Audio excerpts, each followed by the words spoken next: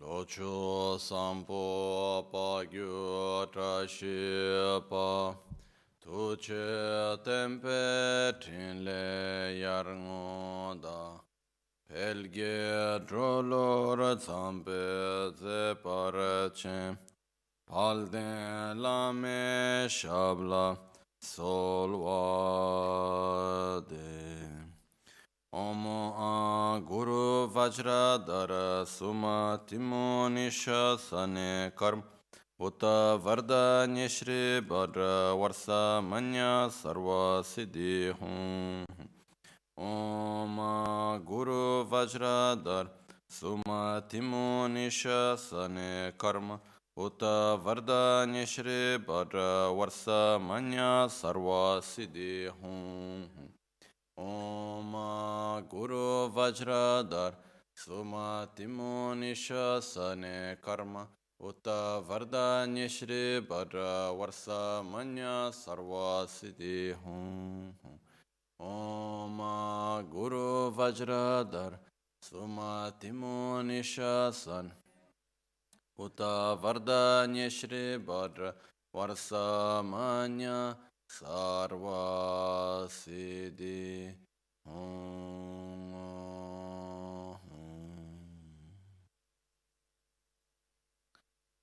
Pakyuke Kudan Dagi Lu Pakyuke Sundan Dagi Pakyuke Tukdan Dagi Penyerme Chiktu Chingi Lo Makyuke Kudan Dagi Lu Makyuke Sundan Dagi Makyuke Tudan Dagi Tenyerme Chiktu Jingi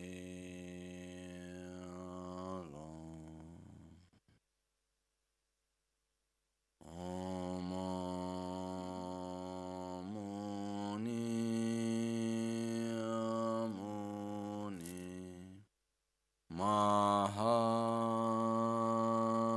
Mahamuni Shakyamunye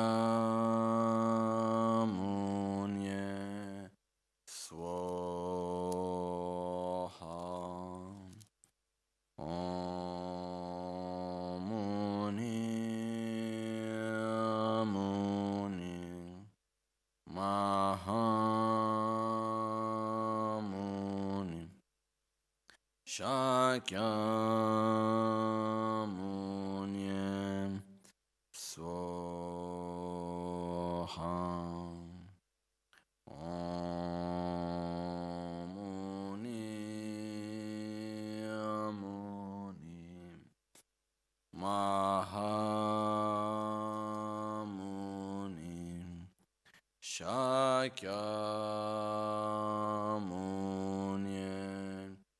Swaha.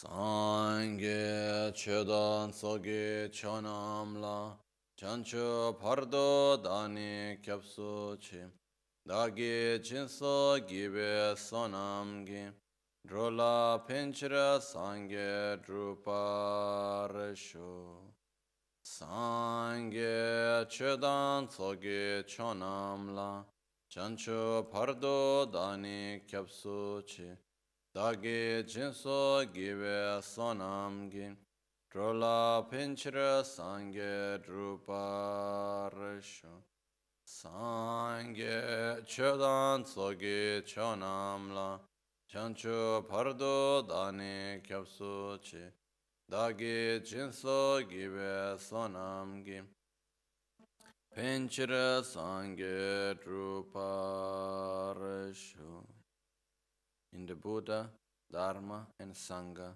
I take refuge until enlightenment. Through the practice of generosity and the other perfections, may I attain Buddhahood for the benefit of all sentient beings. Milarepa said, Tösam mebe gombani laktum trazak tabuing. which means to meditate without having listened and comprehended, is like escalating a big stone with closed hands, nowhere to grab. In other words, to meditate means to familiarize the mind with something. In order for me to familiarize my mind with something, I must be able to understand that something. I must be able to reach it. I cannot familiarize my mind with something that I'm not able to generate. I'm not able to think about it. So it's very important for us to bring our mind to a certain state so that we can familiarize our mind with that state. So meditation itself is very beneficial, and there are many, many different forms of meditation. But one of the most important aspects, once we learn how to meditate, is on what do we meditate? What is actually the actual object of meditation? The object of meditation means where I focus my mind. And from the many objects of meditation that exist, the one most well known since all the time, and as the most important one, is the so-called true nature of reality, or emptiness, shunyata. And there has been a lot of discussion since the centuries.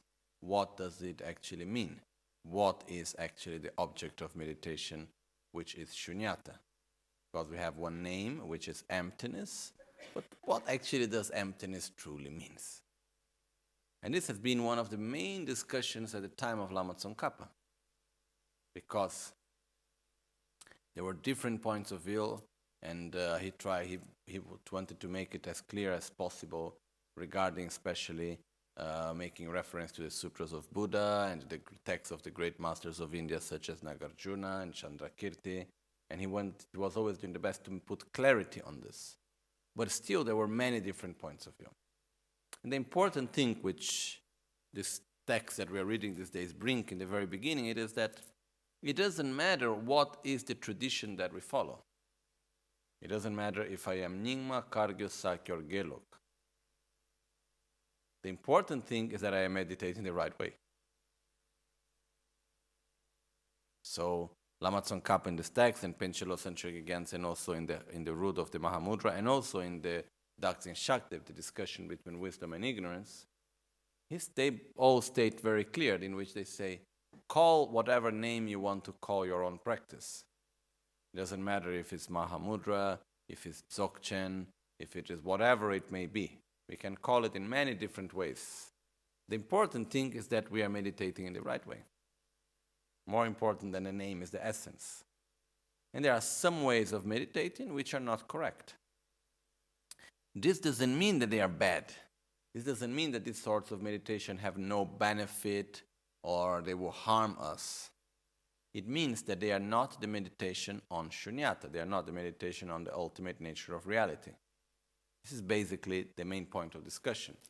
So we will enter today, the question is coming to another part, which is meditation on meditating on the true nature of the mind.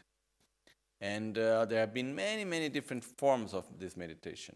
And here, with these questions, Lama Tsongkhapa is somehow raising questions which I believe at his time this text was quite controversial somehow, because it was like putting the finger on the middle of a wound, no? And like going to people and say, oh, look, you are meditating like this, I think that's not correct, you know? And nowadays, it's like, nowadays we cannot do that. Because what happened is that we have this concept of freedom of religion, in which everyone can do whatever they want. And the point is not that people cannot do what they want, they cannot believe in what they want. Everyone is free to believe in whatever they want. That's not the point. You can meditate on whatever you like. But are we also free to discuss openly and freely about what's the true nature of reality or not?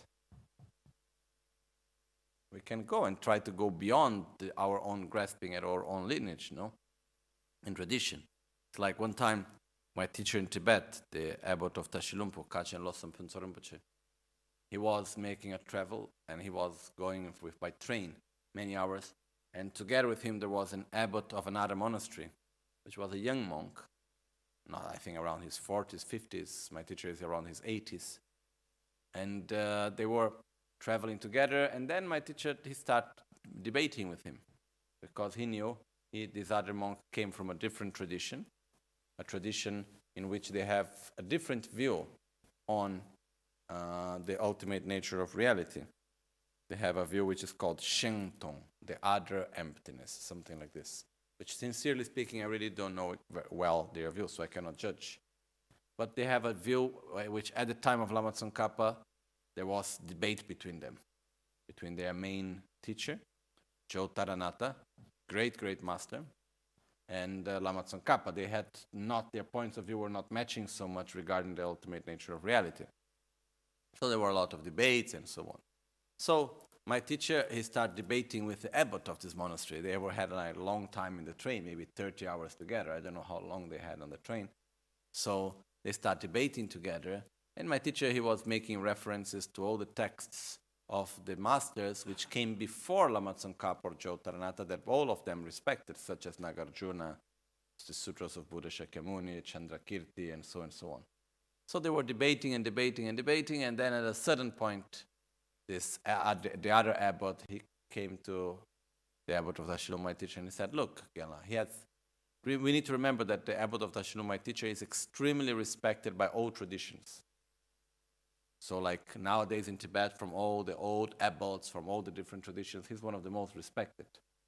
So he went to him and said, oh, Gyala, I'm sorry, we can stay here debating the whole day. But finally, you are Gelupa and I am Jonangpa. So I'm going to continue to believe in what my tradition says, and you are going to continue to believe on what your tradition says. And my teacher said, no, we don't need to just stick to the tradition which we are from and remain on that. We need to openly discuss about the nature of reality and try to understand it independently of the tradition where we come from. But there was not much space for that, no. So he was telling me, my teacher, he's very nice, because even though he's like very, very important teacher and extremely respected and old and so on, he is very, very direct and open. And once he opens his friendship somehow, then he's talking about everything. So when I go there, after so many years, now more than 10 years I've been going there, it's like we already have sort of also friendship. So whenever I go, he tells me things and he shares and he talks. So he was telling me about this and many other things also. So. And he was saying, it should not be like this. We are here to look for the truth, not to stick to one tradition. No? There was one master from India. I forgot his name.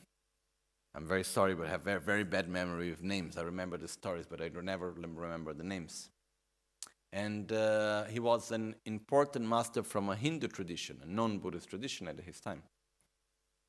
And very well known and respected, and for whatever reason that I don't remember, he got trapped inside one Buddhist library. He was closed inside the library, and he could not get out of the library for whatever, one whole night or one whole day, whatever it was. And in the beginning he was nervous, and then at a certain point he said, what I do, he'll start to get bored, so he started taking books and reading them. He was a very, very well-learned person and with great knowledge and understanding. So he took and he started reading the books, and he started being touched, because it was the first time that he was like going to read the books without being blocked by the preconcepts that we have since the very beginning, no? So he started reading the books, and then when he came out from there, after one day, whatever it was, he started reading more and more and more and more, and finally he became Buddhist. And there is a very famous phrase from him, which is called,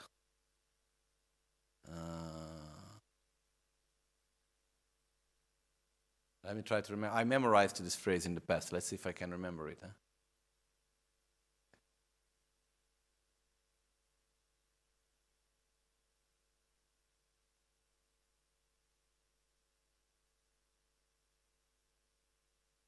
Something like that. I remember the meaning, but I don't remember the precise words, but it says something like,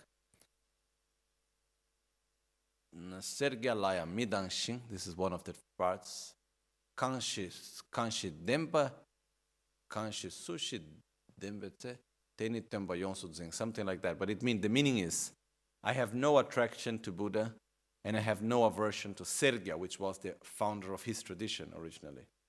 I have no attraction to Buddha or aversion to Sergya. Whoever may say the truth, that's the one that I will follow. I need to follow the truth. I don't need to follow one tradition or another tradition, no? So this is what, from where she came. And he became a very important Buddhist master, because he had a very clear view and so on. So, I believe very much in that, the importance for us to analyze and understand truth, independently of the tradition where we come from, independently of the religion where we come from. Very often we become very much attached to the form, to the words that we use. Words can say very little. We need to go much beyond words and go to try to grab at the meaning. And we will see very often we may have people talking with complete different words and actually saying the same thing. And sometimes we have people using the same words and saying something completely different also. So we need somehow to be open to this, okay?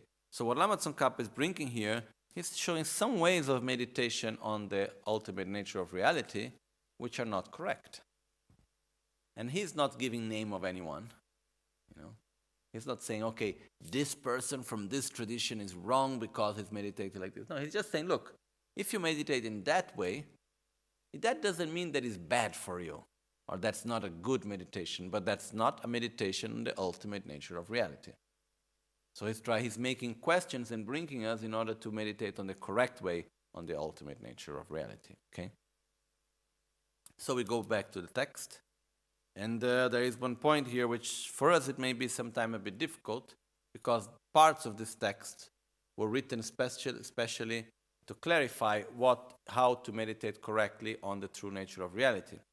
And what happens is that many of these points here are specific traditions and forms of meditating on emptiness that we don't know them. Or not meditating on the nature of reality, which are not correct. But we don't know so well these other traditions, so it's difficult for us to understand it really, okay? But we tried it, we make our best. So we go now to question number 50.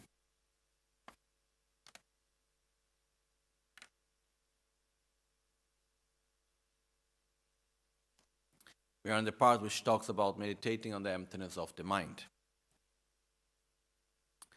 Yangashi, semdi, detar tebetse, kado dan yip kantuang ma tongwa te semgi nelo sam ngowo tongwa yin she ngodroba duktes te tana kite senge dan war duk tebetse te nye kantuyang ma tongwa te ki nelo sam ngowo tongwa yinams dini mi tsumbes gyumse chin sunshi yang gashi di nyamtu semba yang duktes tada sem kechima dige yangashi di nyamtus sem yang duktes tada tade sem kechima dige ngola chertewe drenzin tongnes te keme kechima niba tela sem tongwar tok onwe na Nampar tokpa kanta shik sharyang kang shargi kechima tege ngola cher tawe drempa didam matalwa kalchetes tende drenzingi kyong tumna chi tube parla namdo kang kekyang churbur shin kang shar rangda tu drowa tok onwe nas dorna kechik tambola Nampar tokpa yinkyans, tendre drempe kyangbetse, ngame namdo te kechi nipa la chokuro charwa yinbe na, nampara tokpa sangye chindra she kekyang mega chokudan yeshe surne mitsolge, namdo kangke yeshe su tongwang kangshar choku shal tabo choku shal tawa di nyamje, digar pardo so, ken chechon tamche tu kerwa yin dile saba me nö chu tamche namdo le made namdo tamche chu kuro nyambe na Ronyumbayin serva dupala ditite. Okay. It's basically a bit difficult to understand, and we'll read it now, because we don't know well these views. That's why it becomes a little bit difficult, but we'll try. So,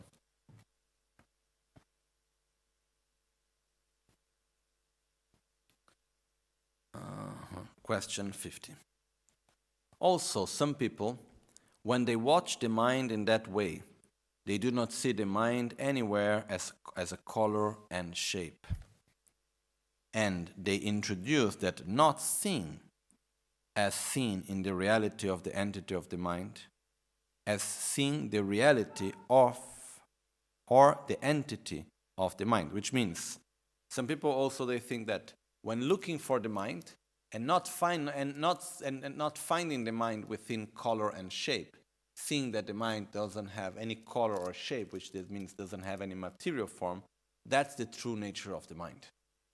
That's the entity of the mind. That's the true nature of the mind. So not seeing the mind as having color and shape, not seeing the mind as being material, this means seeing the true nature of the mind. Some people think like that. If that is the case, then when you look to see if the dog exists as a lion or a fox, in fact, not seeing the dog as neither of the two, the seeing of the reality of the entity, the seeing of the reality or the entity of the mind, is the fact of not seeing the dog as neither of the two, the seeing of the reality or the entity of the mind. No, there's a little mistake here in translation. Here,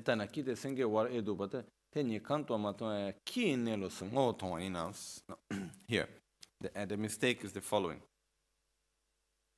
Because it says, also some people when they watch the mind in that way, they do not see the mind anywhere as a color and shape. Okay. And they introduce that not seeing as seeing the reality or the entity of the mind. So not seeing the mind as having color and shape is the actual nature of the mind. Then comes the example. If that is the case, when one looks to see if the dog exists as a lion or a fox, in fact, is the fact of not seeing the dog as neither of the two, the seeing of the reality or the entity of the dog, not the mind. Okay? This is the mistake which has been here in the translation. Okay? Because in the Tibetan text, we don't need to repeat the mind in the end, which is the fact of not seeing the dog as neither of the two, the seeing of its reality or its entity. Okay? Explain to me why these two cases are not similar. So tell me, why is it different of the mind? Not seeing the mind as shape and color is the seeing of the nature of the mind. And why is it different than not seeing the dog as a fox or a tiger or a lion, whatever? Why is that not seeing the nature of the dog? What's the difference between this? Okay, why isn't that seeing the nature of the dog? Because actually, it's not because I understand that I analyze and I see that the dog is not a fox and the dog is not a lion.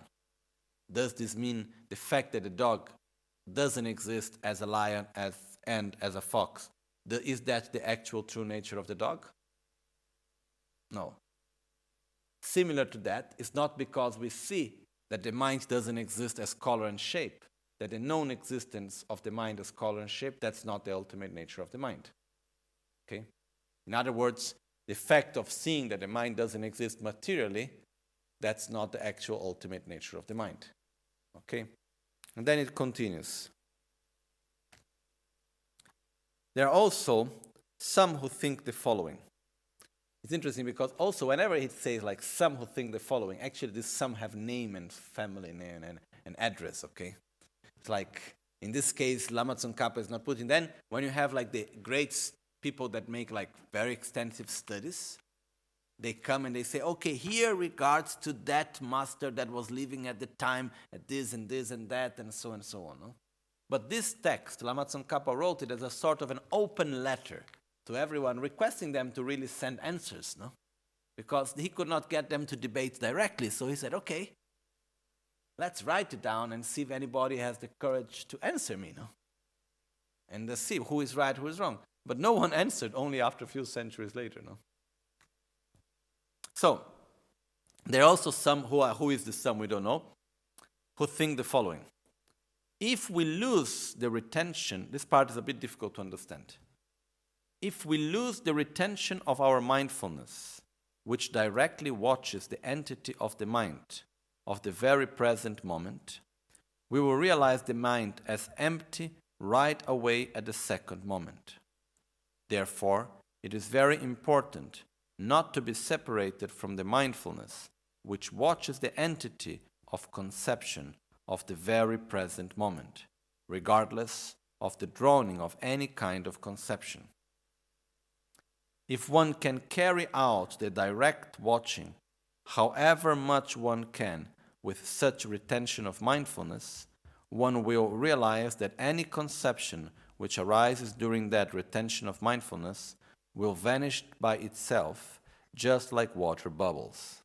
In short, it is a conception at the first moment, but when it is carried out by such mindfulness, that former conception would dawn as Dharmakaya at its second moment. Regardless of any rising of conceptions, good or bad, it, the Dharmakaya, would not cease. Dharmakaya and exalted wisdom are not sought elsewhere. The practice of transforming any rising of conception into exalted wisdom, or viewing all that appears as the face of Dharmakaya, is something to be carried out in all kinds of great and lesser circumstances, such as in equal placements, subsequent attainment, at death, in the intermediate state, and so forth. There is no practice that is more profound than this. All the environments and all the essential beings, and all the essential sentient beings do not exist beyond conception. All conceptions are equal in the taste of Dharmakaya, whereby they are of equal taste. This is the point of view of one school. Okay, so Lama Tsongkhapa is bringing that and saying, please tell me, what does that mean? How can that be? It's difficult for me to explain it clearly because I don't have enough knowledge of this tradition, but I try to do it in the best of my abilities. Okay. So it's the following. Let's try to understand.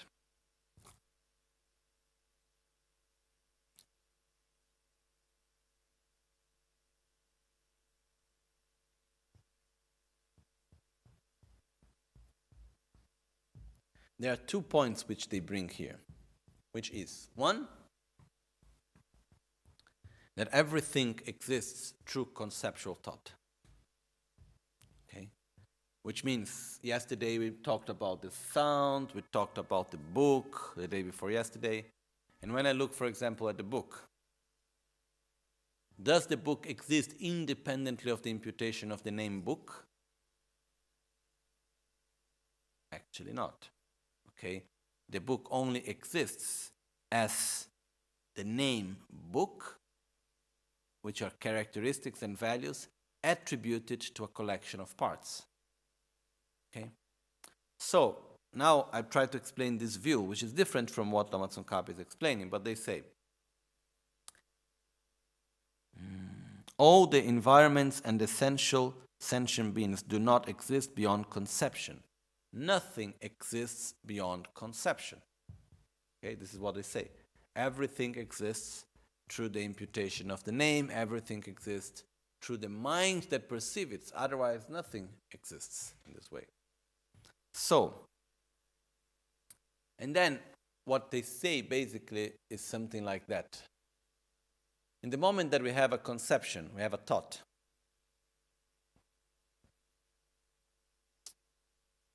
It's like when I am looking at something, there is a moment in which that thought ends. And before that thought ends, and after that, a new thought will rise. Okay? But they say, from what I understood, that in between these two, there is a little space. It's like if we're able to go beyond the conception, if we're able to look to reality in a non-conceptual way, this is the Dharmakaya, this is the true nature of reality. Okay? It's difficult for us that are used with explanations according to Lama Tsongkhapa, it's quite difficult to understand what they mean really. But the point is that they meditate on the fact, this is from what I have understood, I never received teachings from this tradition, so I really don't know in details, but from what I understood, where it's explained in more details is in the Gyaltsen Shakti, the discussion between wisdom and ignorance. There, Panchen and Gyaltsen talk about these views also. That's from where I remember a little bit. But it's like, if I go to meditate and I start observing my mind, and as I observe my mind, I start to observe the thoughts. And I somehow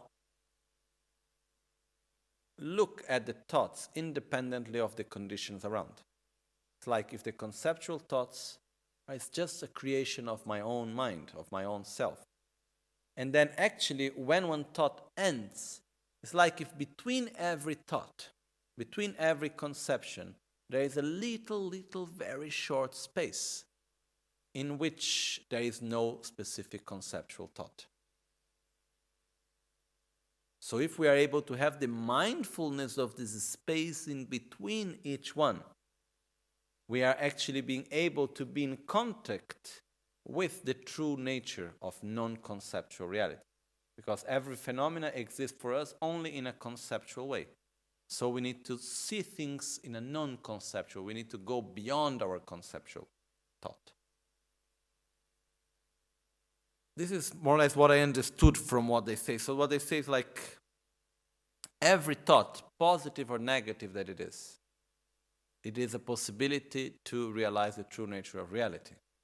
Because when the thought ends, in a second instant between the thought, there is this moment in which it's like we have no conception at all. So, the process here is that meditating on the mind of just trying to, let the mind remain in a neutral, natural state. Not trying to conceptualize anything. Just remaining in a sort of a neutral, non-conceptual state. And this neutral, non-conceptual state is the true nature of reality, the Dharmakaya. Something like that. Okay? So, actually, to meditate and try to make the mind to stop this constant conceptual thinking, is that useful? Yes. But that is not meditating on the ultimate nature of reality. This is one of the points here, okay? So, just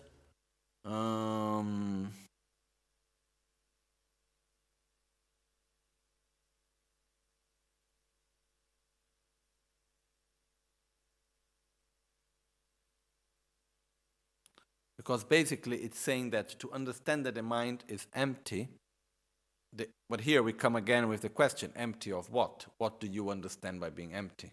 Okay? So, and when they say here, if one can carry out the direct watching, however much one can with such retention of mindfulness, one will realize that any conception which arises during the retention of mindfulness will vanish by itself just like water bubbles. Which means like, if we observe at our mind, when we have one thought, when we have a conceptual thought and emotion, does it look solid and that will be there forever? When we feel sadness, when we feel anger, when we feel jealousy, when we feel whatever, fear, at that moment, how solid does that thought seem to us? Extremely solid. But if we analyze, it is just moving, just like water bubbles. It's there, and after suddenly, what happened? It's gone. And then there is something else. And that's the nature of the mind. The nature of the mind is that the mind is not solid, it's not something continuous there. But the thoughts are just going in a flow, come into something. It's the see that our mind is not that solid as it seems. And then whenever we have one thought or an emotion, just remember they are just like water bubbles. Just wait and suddenly it pops away. And then something new thought will arise after that. So don't need to be too much worried, I have fear, my fear will be there forever.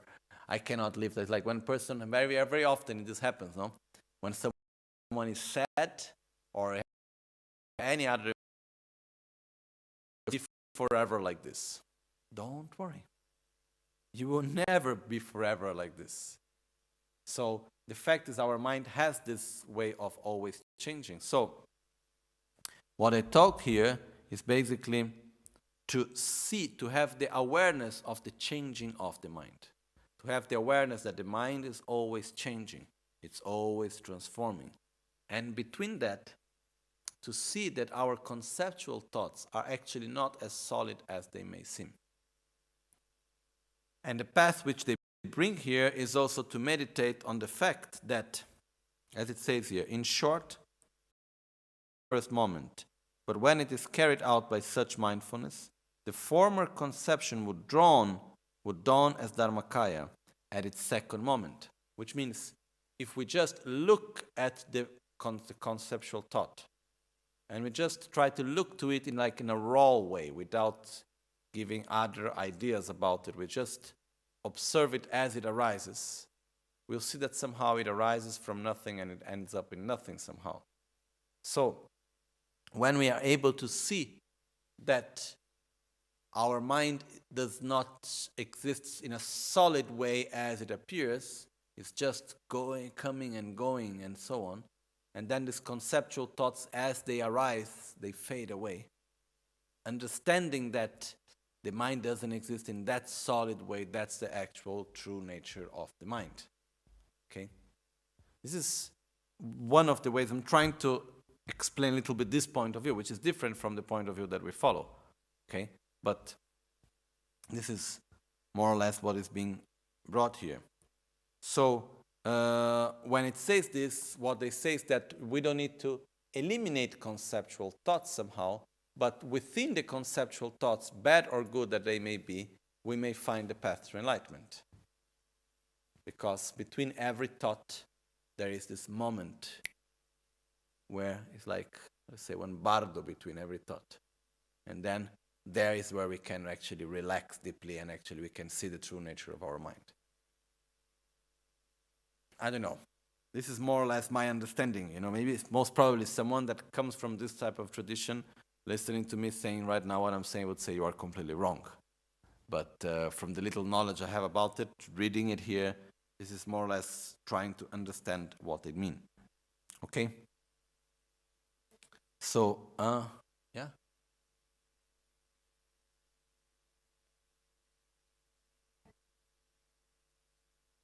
Retention of mindfulness, where do we get it?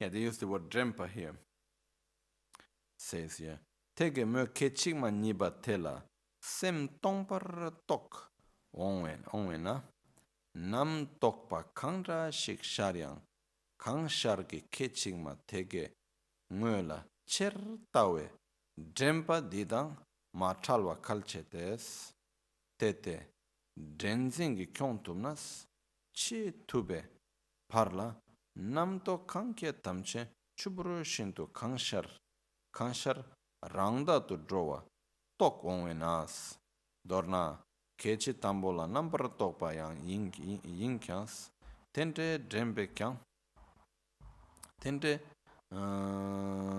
drempe kyang betse ngame namdo te kechi nibala choku charwa yimbe na nambar tokpa sange tanshe kekyang gak chu miga kekyang miga chuku dang yeshe surnami tsuwa namdo kebe yeshe tongwa. Okay. I think it's more or less, from my understanding, is more or less what I have explained. Let's look at the answer and see if it gives us a more clear explanation to us. Okay. Semni kado yipsosu matong semton debadang teni kado yipsosu madrup sem madrubadans tedar tongwe semgini chöni tongwar ngodropa sumbo rikta mirikpa sewe salwar tembechir dirbe ngalwe chishikcha. Is the answer for the question 48, 49, and 50, and it says, not having seen the mind as color, shape, and so forth, wanting to see the mind while it is not established as color, shape, and so forth, the mind itself is not established. Due to seeing the question of mind in that way, people introduce three ways of seeing the mind's nature. In order to present clearly whether all those three identifications are appropriate or not, out of mercy, I endeavor here with fatigue whatever I can.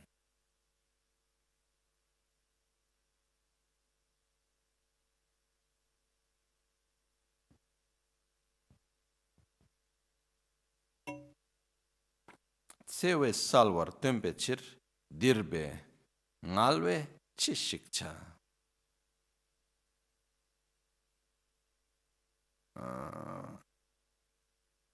Because it looks like a question in the end. Due to seeing the question of the mind, that way people introduce three ways of seeing the mind's nature. In order to present clearly whatever all of these identifications are, appropriate or not, out of compassion, chönyi tongwar ngodropa sumbo rigda mirik pas, sewe salwar tempechir dirbe ngalwe chishikcha. I endeavor here, I put effort here. Dirbe, I put effort here. I endeavor here with fatigue, I put effort here. I put effort. With fatigue, whatever I can. Whatever I can is a bit strange. My understanding in the Tibetan is more like saying, I put effort here to try to explain these three forms of seeing, but it doesn't matter how much effort I put, I cannot really understand it. It's like saying, okay, you have these three different ways of understanding the mind, and even though I put my effort and I put endeavor and fatigue, I still cannot get it. I still cannot understand what you really mean by that. Okay? So it's like, what do you mean that Dharmakaya is the moment that between conceptions and all of this? It doesn't matter how much I try to put effort by myself, Penchelo Sunchen Gyaltsen say, I cannot really understand what you mean from that. In other words, it's saying these sorts of views are not correct. Okay? So I endeavor here with fatigue wherever I can. I do my best to understand it. Yeah, it's like chishikcha. Chishikcha, it means doesn't matter whatever I do. Dirbe ngalwe chishikcha. I put effort here with a true fatigue, true difficulty. It doesn't matter what I do. It's like it doesn't matter what I do. Finally, I'm not able really to understand. That's what I understood at least. Okay? Okay, so we can move on to the next question. Question number 51.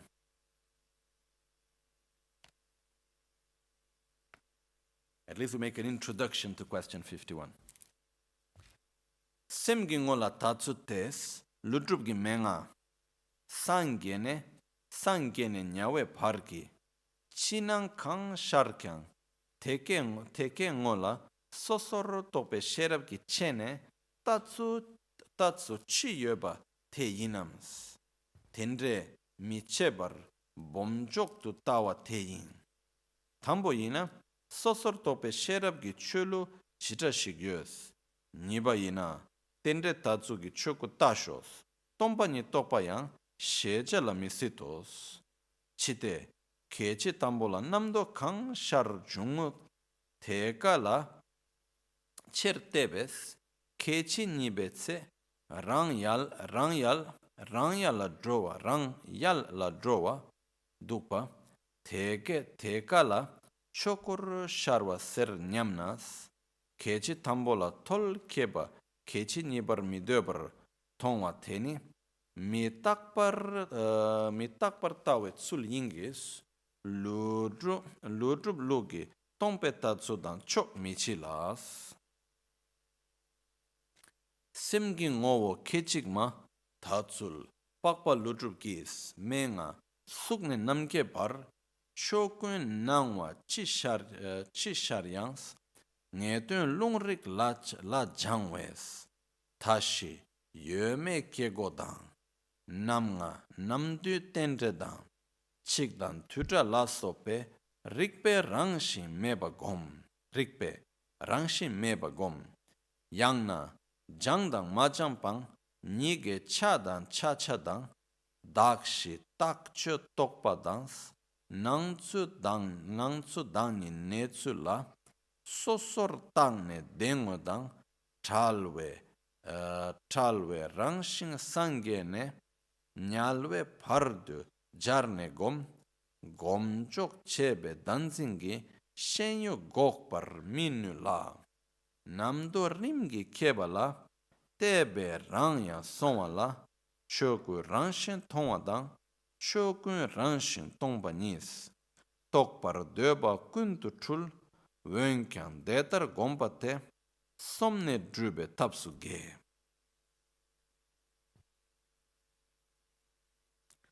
kalte tongpe tatsu yin chuna yang nyento denyi ge tongpe tatsu le sam le mapak shuna chi sungs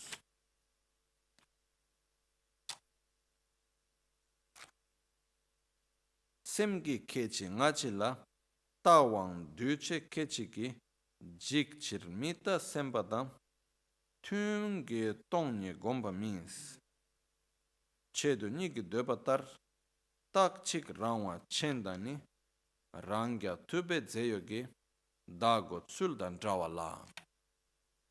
Okay, so let's go to question 51. And it says,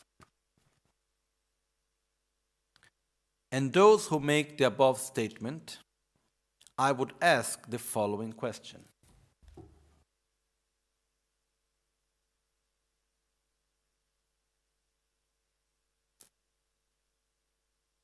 To those who make the above statements, I would ask the following questions. Is the oral instructions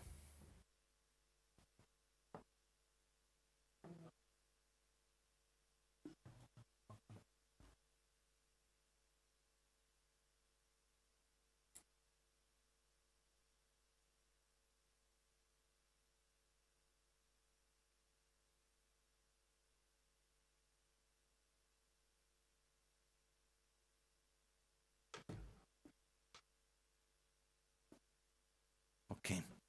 So, to those who make the above statements, I would ask the following questions.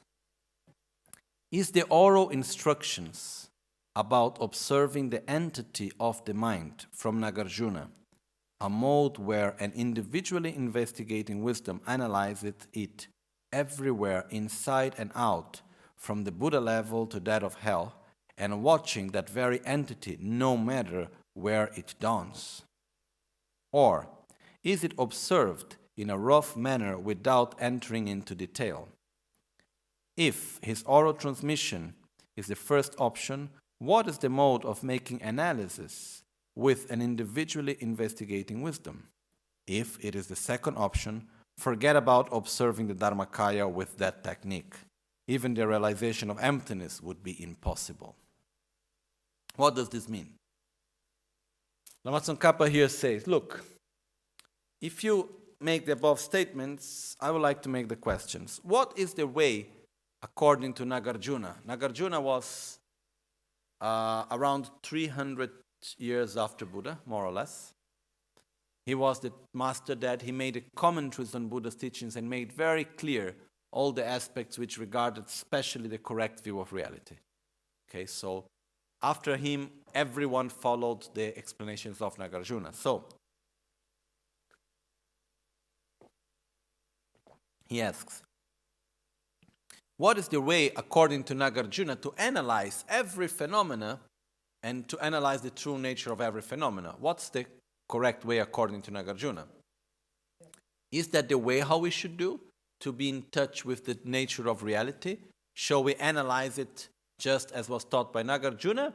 Or there is another way of realizing reality, which is some sort of spontaneous, rough way where you don't need to learn or study or comprehend anything, where just by whatever magical means you realize the true nature of reality.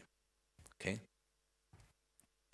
These questions, they come to people who think this. It's not like Lama Tsongkhapa is not making these questions just out of nothing. So there are some traditions and people that they meditate on the fact which they say like it's called like introduction to the mind one's own true nature, and which is said that it's possible to realize the true nature of reality. This is one of the main debates at the time of Lama Tsongkhapa. Some other traditions would say it's possible to realize the true nature of reality and the true nature of one's own self without needing to understand this true nature. It's possible to realize it in a very sort of spontaneous way. That's why here it's said, or is it observed in a rough manner without entering into detail? Or is without entering into detail suddenly, in a sort of spontaneous way, the correct view like some sort of pops out and you have the experience. Okay? And Lama Tsongkhapa put very clear, it said, if you say that the second option, that you need to realize everything without needing to analyze it, without going through a process of understanding it originally, forget about observing the Dharmakaya, which is the truth body of a Buddha, and even the realization of emptiness would be impossible in that way. Because our mind is ignorant. Our mind has ignorance. So if I simply let my mind to be by itself and be familiarized with itself, my mind will be familiarized with ignorance. Instead, what I need to do is I need to change the mode of apprehension of the mind. And this, it goes through first learning, comprehending, and then meditating. But I need to direct the mind in that way. That's what Lama Tsongkhapa brought very clearly. So he continues saying, here he brings an hypothetical answer from them and a proposed correction from Lama Tsongkhapa himself, our own system, and says, maybe you want to say that some conceptions dawn and when directly watched, vanished at the second moment. And that very thing is the dawning of Dharmakaya. Dharmakaya is the true nature of reality. Is the body of truth, which basically it's like the very subtle mind of a Buddha, actually. So it's saying, maybe you want to say that some conceptions dawn, when some conceptions appear, and when they are watched directly at the very second moment, they vanish. And that the very thing that the arising of the thoughts, like from more or less like from, looks like from nothing, and that they fade right away, that's the actual true nature of ourselves. But something which suddenly arises, this is Lama Tsongkhapa view now, but something which suddenly arises at the first moment, and then seeing that it does not last at the second moment, is actually a mode of viewing impermanence. This is not the same way as viewing emptiness in Nagarjuna's system. Okay? The fact that a thought arises and then afterwards the thought fades right away, this is simply understanding the impermanence of the mind. It's not understanding the ultimate nature of the mind. Okay? So this is the answer that Lama Tsongkhapa is putting here, saying, look, the maximum that we got here is actually observing the impermanence, which is good. It's wonderful to see the impermanence of the mind. We just made example before, how much we are attached that we think that our thoughts and emotion are solid like rock, and actually they are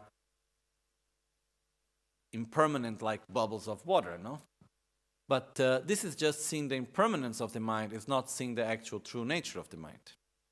So the answer that is given is said, the entity of the mind, the true nature of the mind, being momentary, is how Arya Nagarjuna views it. His personal instruction is.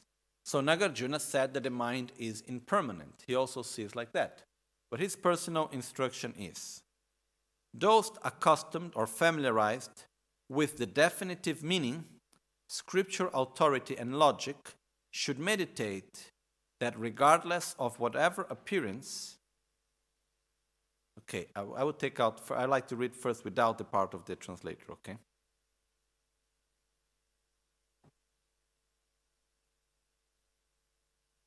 I just check the Tibetan 1 second.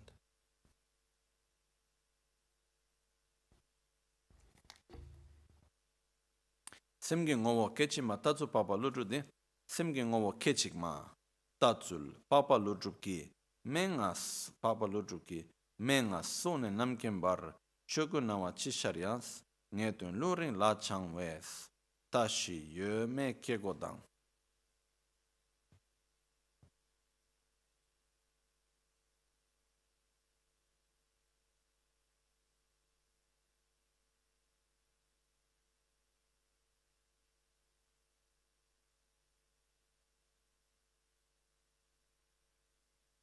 Okay, so what is the view of Nagarjuna? Those familiarized, accustomed with the definitive meaning, which means after having learned, study, what's the actual lack of inherent existence, what is the meaning of emptiness, familiarized with scriptural authority and logics, should meditate with the reasoning which refute production from the four extremes of existence, non-existence, the five reasoning, the seven reasonings, the reasonings of dependent relation, and that of being free from a truly existing want, and many, and so on. Basically, here, what Panchen Gyaltsen is saying is, what is the right way to meditate that everything is empty of inherent existence? First, you need to understand it. Once you understood it, then you need to use that understanding to have the experience. And you do that by logic.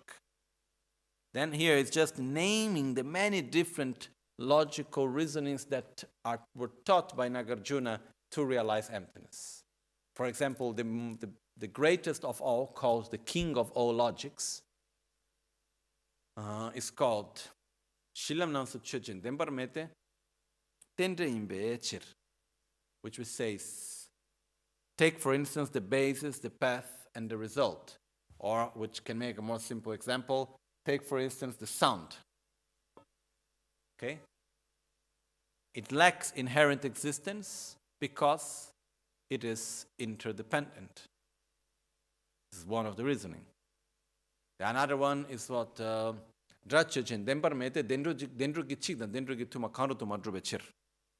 sound lacks inherent existence because it doesn't exist inherently as one or many. There are different ways of logics of reasoning. But the point here, most important of all, is that we cannot have an understanding of emptiness out of nothing. Because here comes one point which is like very important. I will just read the end and then I go to this explanation.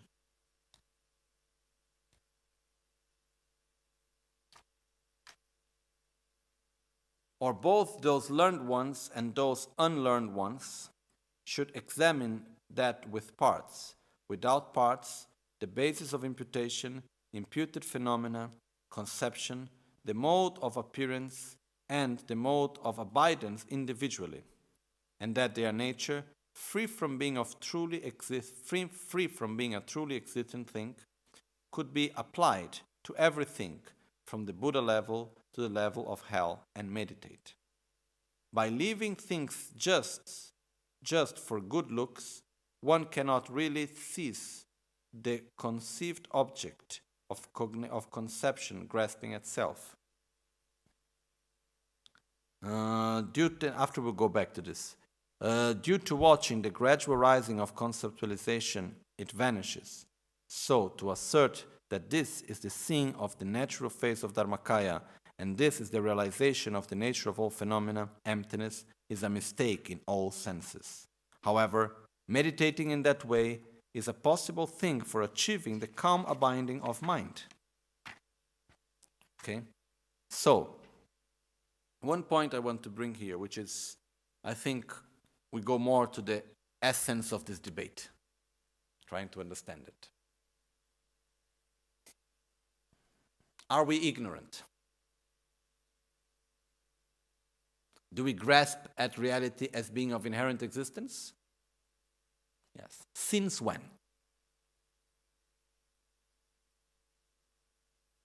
Okay. And this is a big question, actually. When did it all start? Okay. And I have looked very much to that, and my conclusion regarding, thanks to the teachings and so on, is that since when have I been ignorant? Since always. There was no beginning. Okay? Basically, because if one day, because the question is, what does it mean that my nature is pure? What does it mean that I have Buddha nature?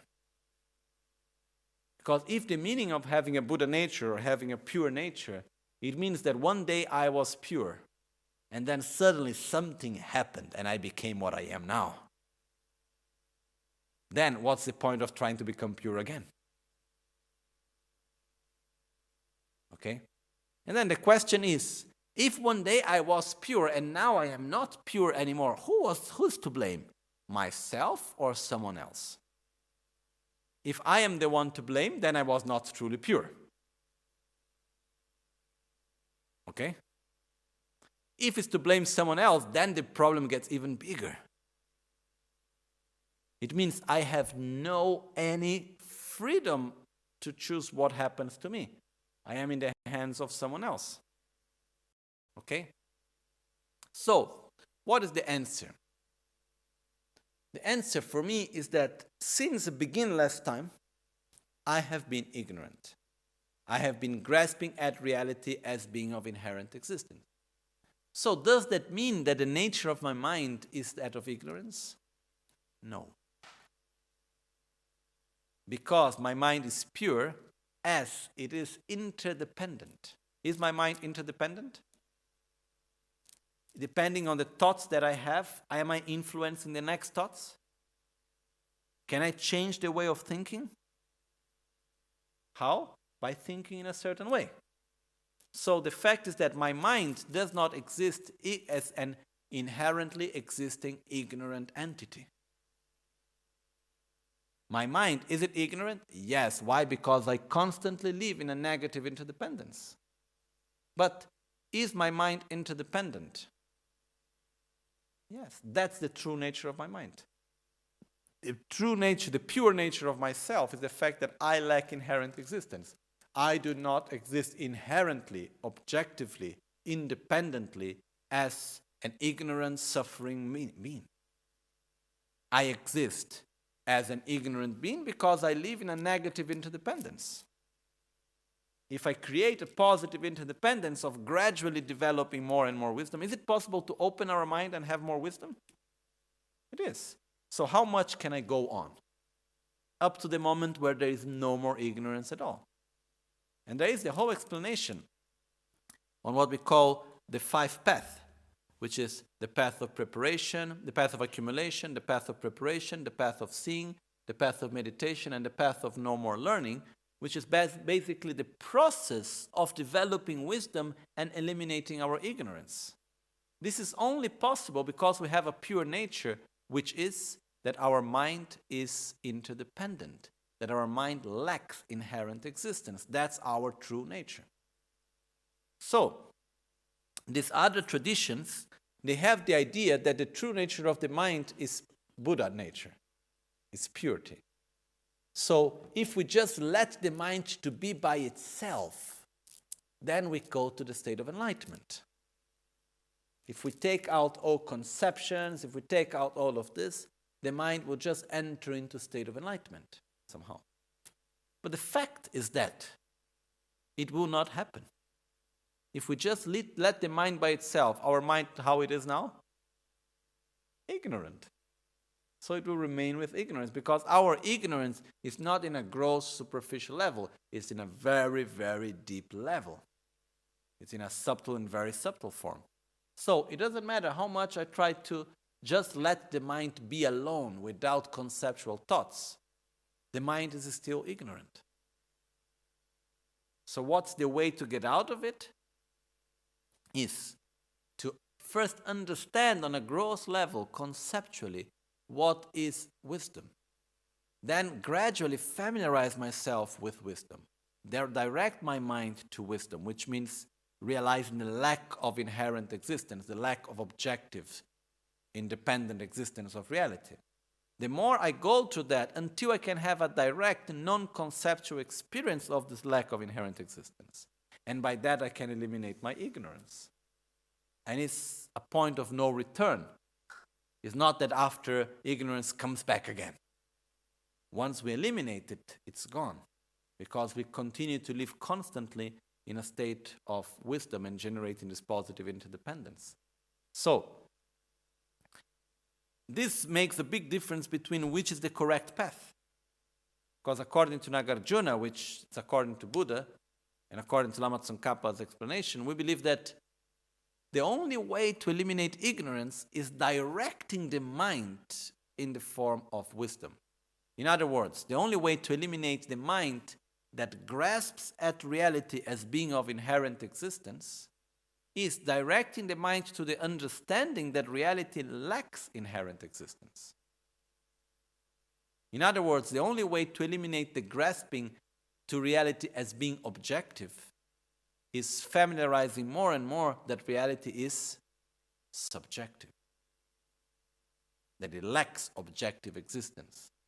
So, by that, we can gradually, one step after the other, develop wisdom and eliminate our ignorance. But this process will not come without the process of first listening, comprehending, and then meditating. It will not just come out of nothing. Okay? So here, Panchen, Losang, Chokyi, Gyaltsen in the answer is citing different ways of logics of meditating on emptiness. Okay? But we actually do not, have a detailed understanding about all these logics. I studied all of them, but I'm not going to open this right now. Otherwise, it's like, a few weeks of study at least. We cannot do it right now. That's why I just said two of them, but we can stick to the main one, which is all phenomena lack inherent existence because they are interdependent. And when we put the two things together, then we understand that if something is interdependent, it cannot have inherent existence.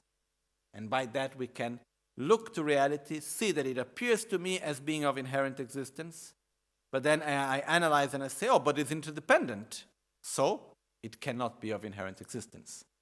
This is one of the ways of the logics. Matthias?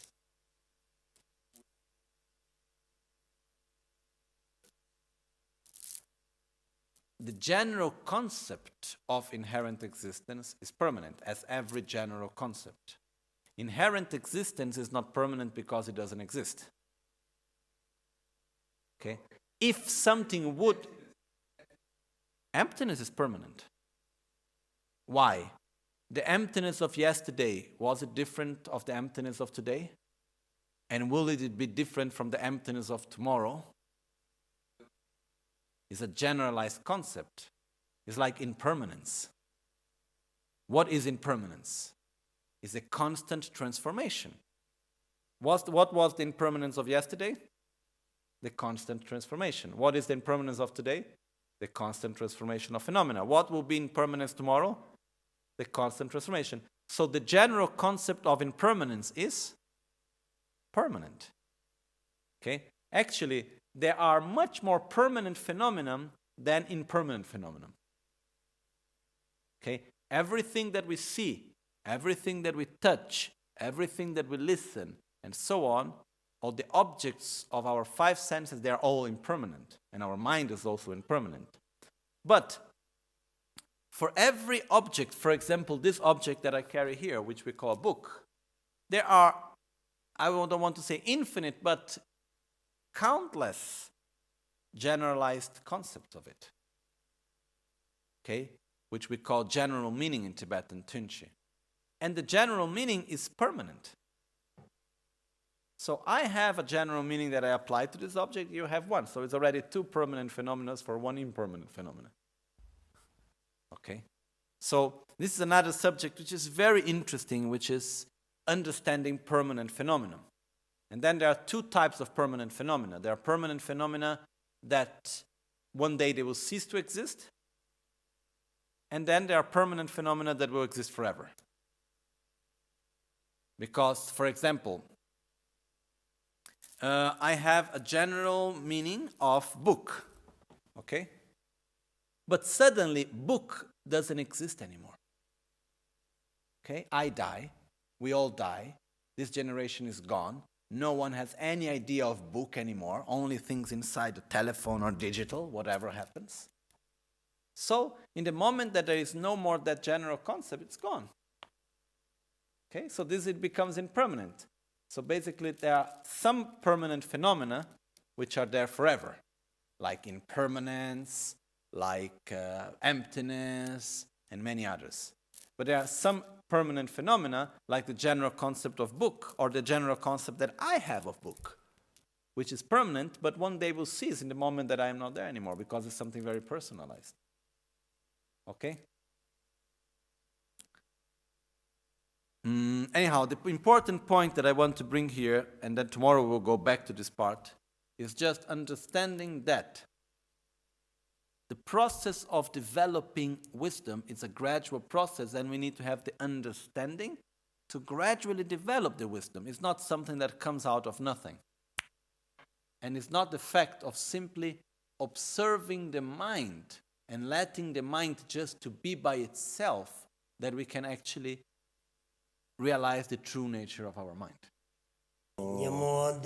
Sendele nime kuyan delekshi Yensen takto delekpe Koncho sumge jinge lo Koncho sumge ngodrupso Koncho sumge tashish. English. At dawn or dusk, at night or midday, may the three jewels grant us their blessings. May they help us to achieve all realizations and sprinkle the path of our lives with various signs of auspicion. Sangye Rinpoche, Kyovalame Tamche Rinpoche, Tembalame Gindu Rinpoche, Kyamne Kuncho Sumla Chapa. Bon appétit, ready.